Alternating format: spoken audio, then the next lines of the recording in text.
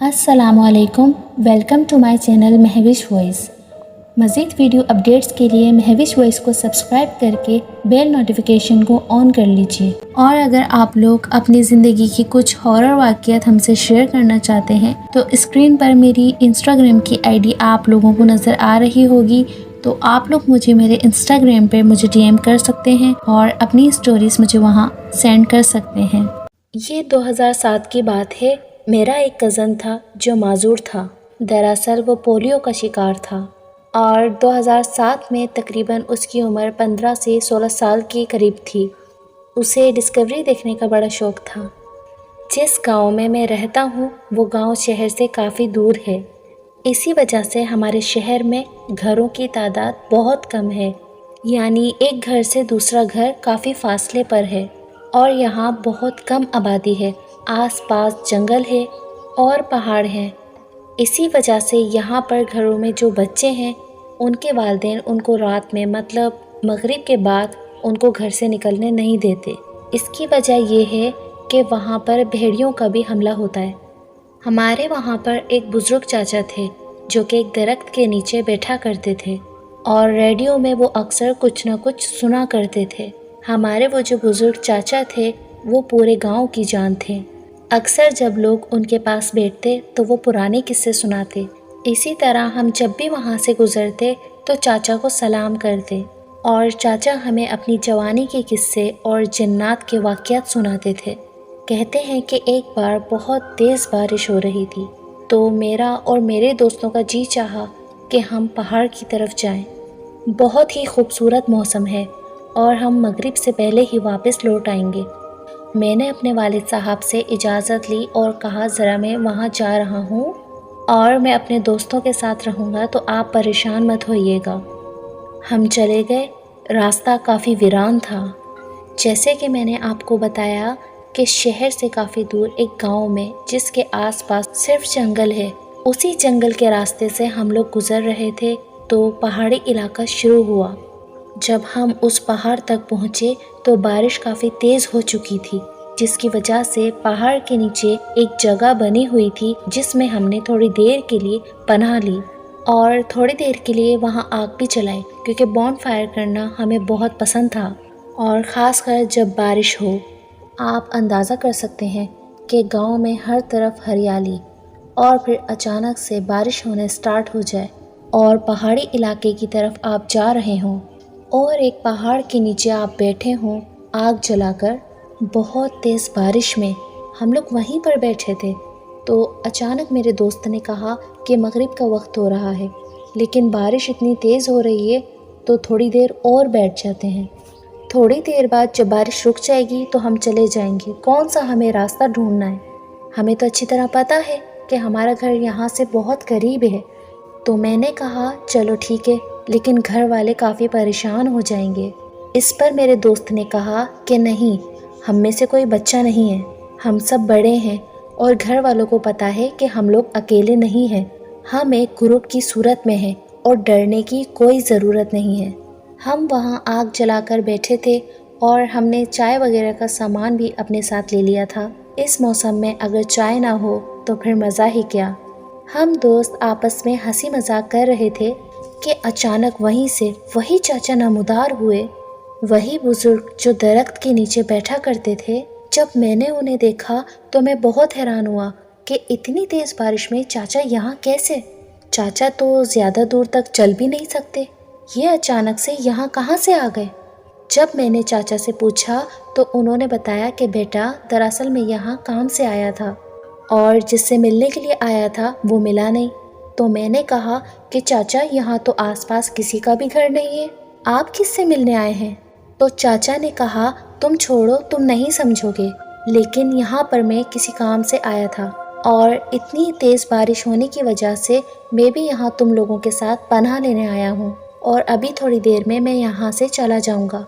अब चाचा की हिम्मत से हमें और भी ज़्यादा हिम्मत मिली कि चलें, हमारे साथ एक बड़ा भी है।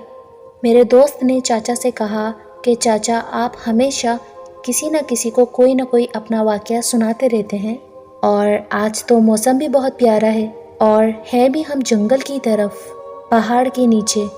کیا آپ کوئی واقعہ سنانا پسند نہیں کریں گے؟ تو چاچا نے کہا کہ میں تمہیں بتاتا ہوں ایک قصہ۔ ایسی پہاڑی جو ویران مقامات پر ہو، ایسی جگہوں پر جانے سے احتیاط کیا کرو۔ کوئی کسی کے روپ میں بھی تمہیں کوئی جن مل سکتا ہے، اور یاد رکھنا وہ جن تمہارا کوئی خیر خواہ نہیں ہوگا، کیونکہ وہ تو گزر رہا ہے، اور اگر تم اس کے راستے میں آؤ گے تو وہ تمہیں نقصان پہنچائے گا۔ وہ جن ہیں، آگ سے پیدا کیے گئے ہیں۔ جنات کا بھی ایک فیملی سسٹم ہوتا ہے۔ اگر تم وہاں سے گزرتے ہوئے انجانے میں انہیں نقصان پہنچا دو یا ان کے بچوں کو، تو پھر وہ اس بات کا بدلہ بھی لیتے ہیں، اسی لیے ہمیشہ احتیاط کیا کرو۔ تو چاچا نے ہمیں پھر کچھ واقعات بتائے پہاڑ سے متعلق، کہ کس طرح جنات پہاڑوں پر اپنی زندگی بسر کرتے ہیں، اور کس طرح وہ اڑتے ہیں، اور کس طرح وہ گھومتے ہیں۔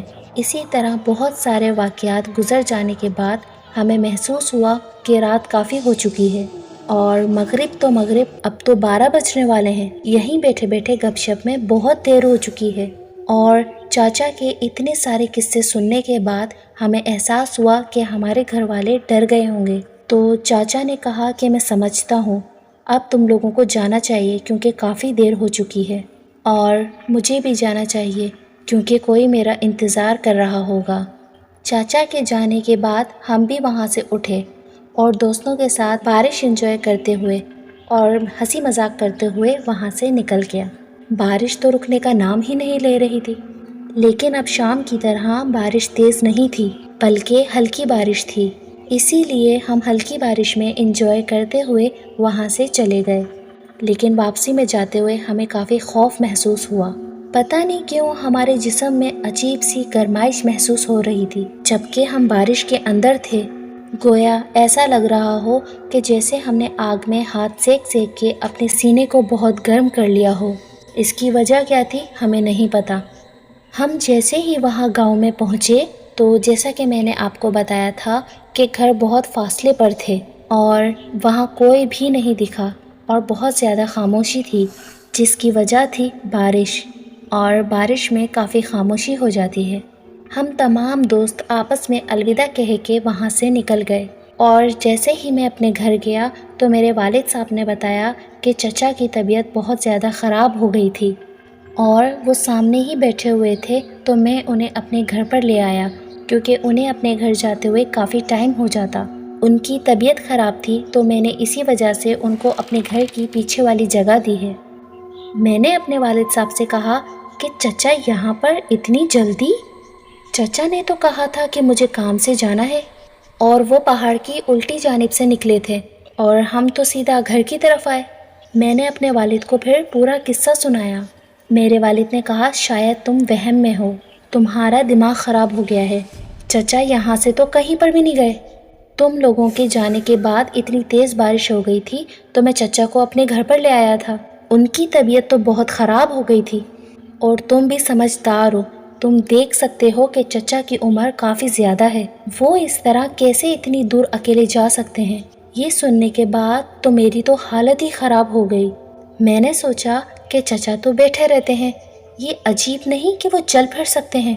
وہ چل تو سکتے ہیں، لیکن پھر میں نے سوچا کہ وہ اتنی دور چل کر کیسے آ سکتے ہیں، لیکن دراصل وہ تو چچا تھے ہی نہیں، وہ تو ایک جن تھا جو وہاں سے گزر رہا تھا، اور جب اس نے ہمیں دیکھا تو انسان کا روپ اختیار کیا، اور وہ ہمیں جانتا ہوگا کیونکہ وہ ہمارے گاؤں کے آس پاس ہی رہنے والا جن تھا، اسی لیے اس نے اس بزرگ کا روپ اختیار کیا تاکہ ہمیں تعجب نہ ہو۔ جب میں نے اپنے والدین کو یہ قصہ سنایا اور تمام باتیں کلیئر ہوئیں تو میرے والد صاحب نے کہا کہ تمہیں آیت الکرسی پڑھنی چاہیے تھی، تم فوراً آیت الکرسی پڑھ لو، ہو سکتا ہے کہ وہ جن تمہارے پیچھے تمہارے گھر آ جائے اور بعد میں ہمیں نقصان ہو۔ تو میں نے اپنے والد صاحب سے کہا کہ نہیں، وہ جو بھی تھا لیکن برا نہیں تھا، اس مخلوق نے ہمیں واقعات تو سنائے لیکن وہ وہاں سے چلا گیا تھا، شاید وہ بھی کوئی مسافر جن تھا۔ اور جب دوسرا دن گزرا تو میں نے تمام واقعہ اپنے تمام دوستوں کو سنایا تو وہ کافی حیران ہوئے اور وہ بہت زیادہ ڈر گئے، اور انہوں نے کہا کہ آج کے بعد ہم کبھی بھی اب اس پہاڑی علاقے کی طرف نہیں جائیں گے، اور اگر ہم لوگ وہاں پر گئے تو مغرب سے پہلے گھر واپس آ جائیں گے، کیونکہ آج تو ہمیں ایک جن ملا کیا پتہ کہ اگلی دفعہ جنوں کی پوری جماعت مل جائے، اور اگر وہ اچھے نہ ہوئے تو پھر ہماری خیر نہیں۔ ہمیں احتیاط کرنی چاہیے۔ اب جب بھی میں گھر سے باہر نکلتا ہوں تو میری والدہ محترمہ مجھ پر دم کر کے پھونکتی ہیں